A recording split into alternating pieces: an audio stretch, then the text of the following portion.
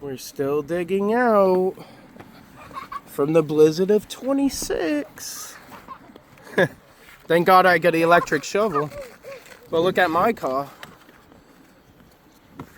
My car hasn't even been touched yet. I used all my energy getting Thomas's car out. There's no sidewalks right now. All you can do is walk in the street.